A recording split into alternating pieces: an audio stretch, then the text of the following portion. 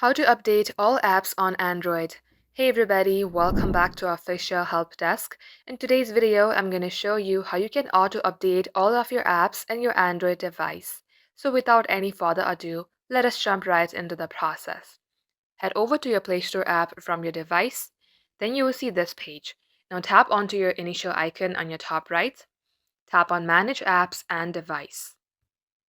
Once you do so, you will see this overview option, and here you will see and all the updates that are available. Just tap on Update All. To view the details, tap on See Details. Here you will see a list of all the apps that are getting updated. If you would like to cancel this process, just tap on Cancel All. And in case you would like to manually update these apps, all you have to do is choose Update option of the apps that you would like to update.